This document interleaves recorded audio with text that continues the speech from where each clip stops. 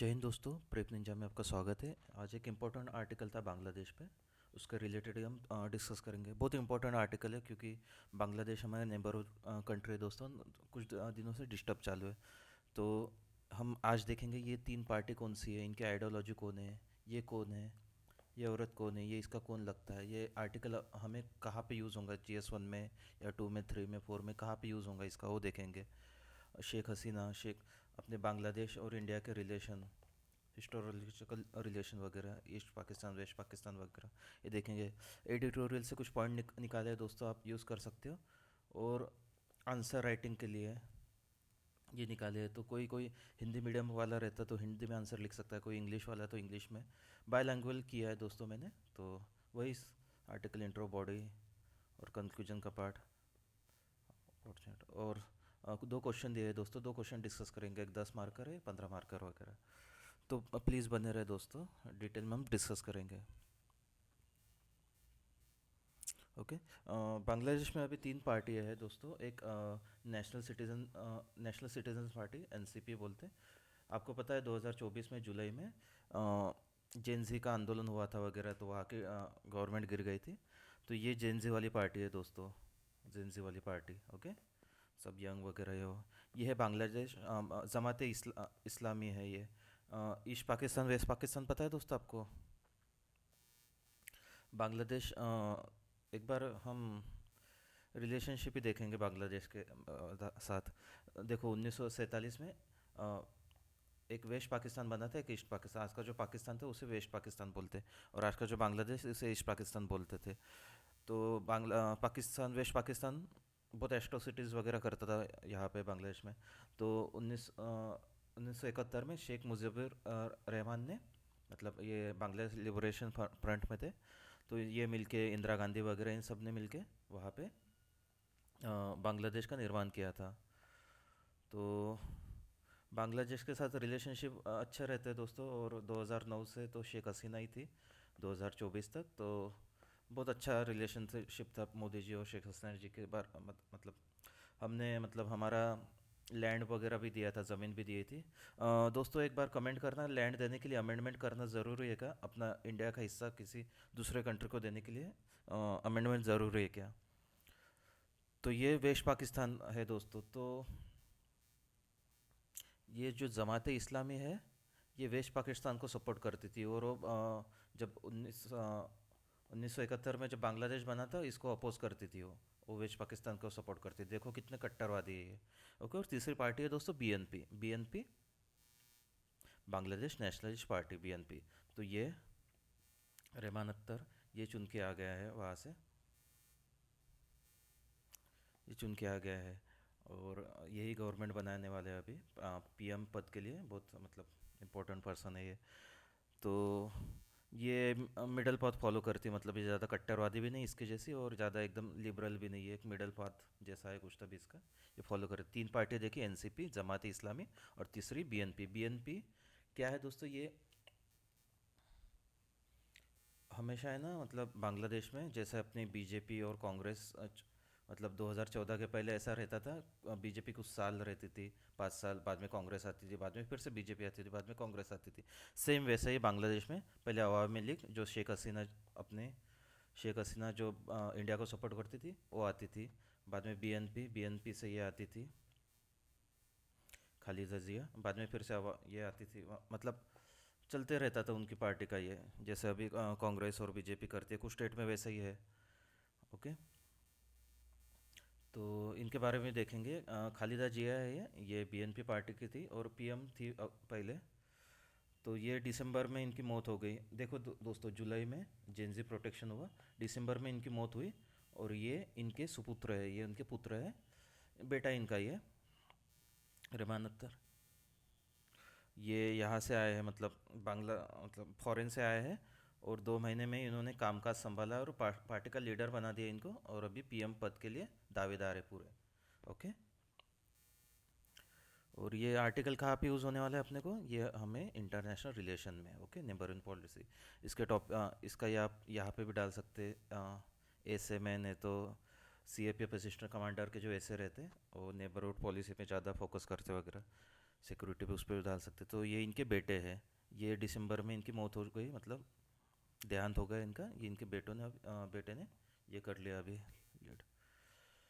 शेख हसीना जी के साथ रिलेशनशिप अच्छे थे अपने। मैंने बताया ना आपको, 2009 से 2024 तक बहुत अच्छे रिलेशन।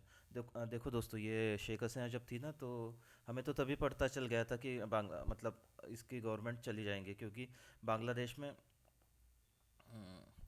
सूडो सूडो डेमोक्रेसी थी। मतलब इलेक्शन तो होता था, लेकिन यही सब मोनोपोली इसकी चलती थी पूरे। मतलब अ, एकाधिकार जैसे बोलते हैं हम, पूरी मोनोपोली इसकी ही चलती थी। तो फिर वो दबा दबा के बाद में वो सब जेंजी का आंदोलन हुआ, आपको तो पता है। लेकिन इंडिया के साथ अच्छे रिलेशन थे। आप देखो, अवामी लीग से ये थी शेख हसीना, और बीएनपी से वो थी। तो दोनों पार्टी है ना, किसी न किसी को सपोर्ट करती है। एक तो पाकिस्तान को करती है, नहीं तो इंडिया को करती है। ये पार्टी करती थी पाकिस्तान को सपोर्ट, जमात इस्लामी भी करती थी पाकिस्तान को सपोर्ट। तो इसका अगेंस्ट कौन है? ये पार्टी अवामी लीग। तो ये करती थी इंडिया को सपोर्ट, सिंपल बात है। तो इसलिए शेख हसीना करती थी इंडिया को सपोर्ट। ओके। तो हमारे लिए अच्छी थी। अभी भाग के आ गई इंडिया में। अभी गवर्नमेंट ने ऑफिशियल नहीं बताया कि इंडिया में ही, लेकिन इंडिया में ही है। इसको सहारा दिया हमने, जैसा टिबेटियन हो उनको सहारा दिया था दलाई लामा को। ओके, ये तो देख लिया। और एक बार जब रहमान अख्तर चुनाव लड़ रहे थे, तो उन्होंने ये किया था कि मतलब चुनाव किस इस पे जीतेंगे, तो उन्होंने बोला था कि सबका साथ सबका विकास होगा। मतलब मोदी जैसे बोलते हैं, मतलब वहाँ पे माइनॉरिटी माइनॉरिटी हिंदू है, बुद्धिस्ट है, क्रिश्चियन है, इनके इनके तरफ भी देखा जाएगा, इनको भी ऐसा छोड़ा नहीं जाएगा वगैरह, ऐसा बोला था। और सबसे अच्छे ये बोला था इन्हें, बांग्लादेश सेंट्रिक अप्रोच रहेगा हमारा। मैंने बताया ना, दो पार्टियाँ रहती, चुन चुन के वही आती 5 5 साल बाद। और कोई इंडिया को सपोर्ट करता तो दूसरी पार्टी पाकिस्तान को, फिर से इंडिया पाकिस्तान ऐसा।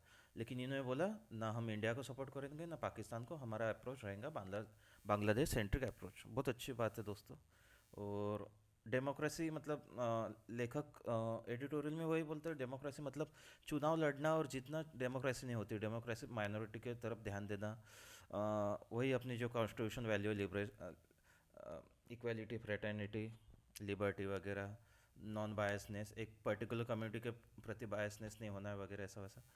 तो वही, सिर्फ डेमोक्रेसी से मतलब चुनाव से नहीं जीता जाता, मतलब बाकी के भी काम करने पड़ते। देखो शेख हसीना के टाइम में भी चुनाव होते थे, लेकिन लिबर्टी थी क्या दोस्तों? डेमोक्रेसी थी क्या? सूडो डेमोक्रेसी थी। सेम वैसा ही है। और बाद में अभी तो दो बेगम चली गई। एक तो दिसंबर में ये चली गई मैडम, इनका देहांत हो गया। और दूसरी ये तो भाग के आ गई इंडिया में। तो अभी आगे क्या है बांग्लादेश का, मतलब ओके। और डिसीजन क्या है अभी? ये पार्टी क्या बोलती दोस्तों?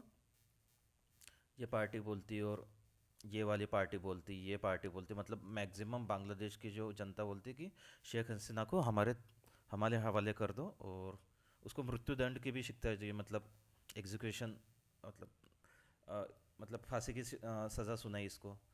तो वही ये कभी गई बांग्लादेश में, इसको फांसी हो जाएंगी। और इसके साथ बहुत अच्छे रिलेशन थे हमारे।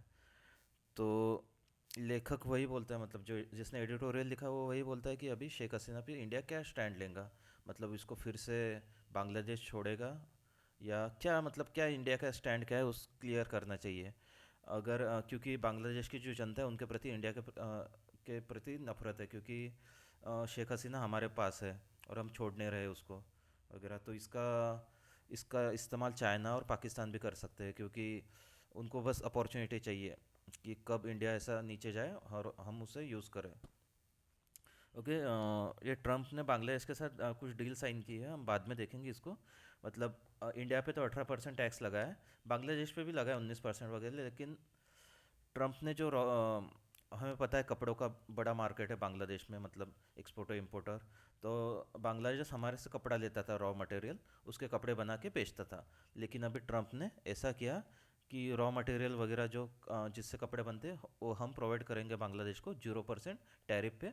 और बांग्लादेश जो बने बनाए कपड़े हैं वो अमेरिका बेचेंगा, सॉरी, 0% टैरिफ पे हमें। देखो तो दोस्तों, 18%, पहले तो 50% लगाया था, बाद में कम करते करते 18%। लेकिन बांग्लादेश पे जो कपड़ों का है उस पर 0 टैरिफ है। तो विन विन सिचुएशन है। तो इसका मतलब इसका जो है वो बांग्लादेश को मतलब बांग्लादेश के लिए अच्छा ही है, जो चुनाव जीत के आए वगैरह, पैसा वगैरह आ जाएगा, इकोनॉमी बूस्ट होंगी उसकी, उसके लिए अच्छा ही है। और एक बार ये देख लेना दोस्तों, इसका तो पीडीएफ दे दूंगा इंट्रोडक्शन। जो हमने अभी पॉइंट डिस्कस किया वो इसमें नहीं है। इसमें आंसर राइटिंग के रिलेटेड है, मतलब क्या क्या डाल सकते हो आप, स्ट्रैटेजी इम्प्लीकेशन ऑफ इंडिया वगैरह, challenges for India, opportunity for India, neighbourhood first वगैरह, ये सब देख लेना है आपको। और कंक्लूजन कंक्लूजन हमेशा बैलेंस वे में रहता है, पॉजिटिव भी नहीं निगेटिव भी नहीं, एकदम बैलेंस अप्रोच रहता है। और ये एक 10 मार्क का क्वेश्चन दिया है, एक 15 मार्क का दिया है। 10 मार्क का 150 वर्ड में दिया है मैंने, एग्जामिन स्ट्रेटेजिक इम्प्लीकेशन, ये बांग्लादेश फॉरेन पॉलिसी। और 15 मार्क का 250 शब्द में क्रिटिकली एनालाइज ये वाला। इसके आंसर लिखो दोस्तों, और मैं लिंक दूंगा टेलीग्राम की, उस पर ये करो, इवेल्यूशन करके दूंगा फ्री में मैं। ओके, फिर से एक बार देखते हैं। हमने देखा आज ये पार्टी कौन सी है, जेएनजी वाली, ये है कट्टरवादी। ये तीसरी BNP. BNP middle path follow करती, कट्टरवादी भी नहीं और जेएनजी भी नहीं। तो ये चुन के आ गए अब्दुल रहमान। और ये इनके सुपुत्र है, इनका देहांत हो गया। बीएनपी की लीडर थी, पहले प्राइम मिनिस्टर थी, इनका देहांत हो गया, इनके बच्चे। जीएस 2 में यूज़ होगा ये आर्टिकल। ओके। और शेख हसीना के बारे में रिलेशन ये किया हमने, ये देखा हमने हिस्टोरिकल रिलेशनशिप कैसी थी। ईस्ट पाकिस्तान वेस्ट पाकिस्तान था पहले, 1971 में बांग्लादेश बना वगैरह। हमने लैंड दिया 2015 में, शेख हसीना वगैरह चली गई बेचारी। और ये पॉइंट देखे हमने, बैंड अभी वो बांग्लादेश सेंट्रिक अप्रोच से करेंगे, इंडिया को भी नहीं पाकिस्तान को भी नहीं करेंगे। अवामी लीग और बीएनपी कैसे काम करती थी वो देखा हमने।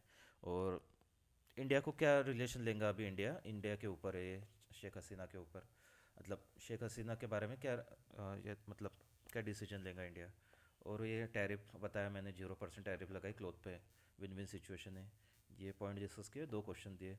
प्लीज़ चैनल को सब्सक्राइब करो दोस्तों, और टेलीग्राम चैनल उस पर आंसर लिखो। Thank you.